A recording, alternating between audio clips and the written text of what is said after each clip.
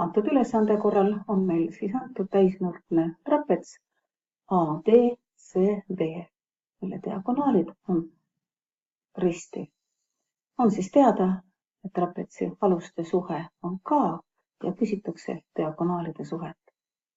Nii nagu nende ülesannete korral, ka seekord me joonestame diagonaaliga D2 paralleelse ja võrdse pikkusega lõigu CE. Meil tekib joonisel röökulik BC, ED. Ülesande lahendamisel me peame siis kasutama kahte eeldust, et nurk BAD on täisnurk ehk kolmnurk, BAD on täisnurkne kolmnurk ja kolmnurk ACE on täisnurkne kolmnurk. Alustame ülesande lahendamist täisnurksest kolmnurkast ACE.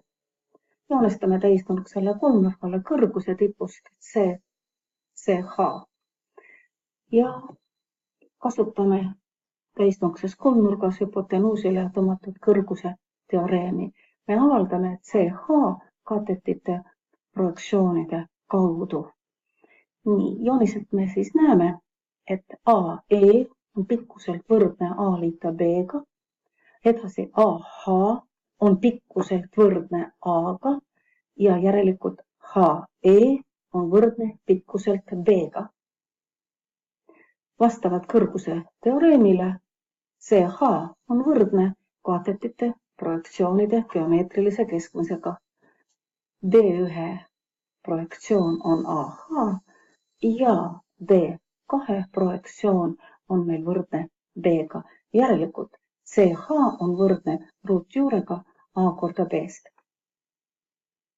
Vaatame veel korda täisnurkset kolmnurka ACE ja paneme kirja järgmise seose, et D1 korda D2 on võrdne A pluss B korda CH. Miks selline seos kehtib? Seda võib põhjendada ka näiteks pindalade kaudu. Täisnurkse kolmnurga pindala on kaatetite poolkorrutis või hüpotenuusi ja hüpotenuusile joonestatud kõrguse poolkorrutisega. Jätame selle poole mõtte seest ära ja järelikult siis kaatetite korrutis, see on aluse ja kõrguse korrutis, on võrdne teise aluse ja kõrguse korrutisega.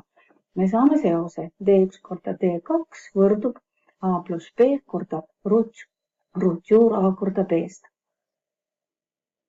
Järgnevalt kasutame ära meie ülesande korral teist eeltingimust, et trapets on täisnurkne ja vaatame täisnurkset kolmnurka BAD ja paneme kirja Pythagorase teoreemi selle kolmnurga külgede kohta. Hüpotenuusiks on D2, järelikult D2 ruut on võrdne siis kaatetite ruutude summaga. Üks kaatet on meil BA, kuna BA võrdub CH-ga, siis järelikult BA ruut on võrdne A korda B-ga.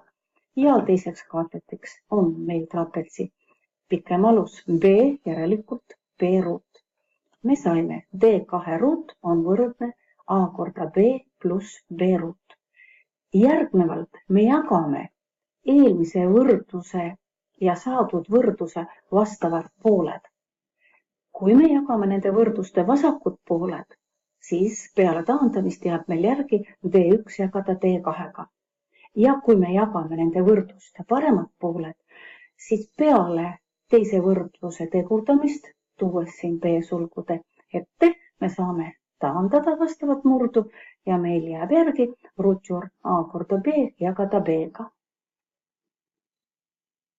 Siit edasi ei ole juba raske näidata, et selle eelmise võrdluse parema poole saame kirjutada järgmisel kujul ja kasutades eeldust, et A jagada B-ga on meil võrdne K-ga, järelikult diagonaalide jagatis on võrdne ruutjuurega K-st.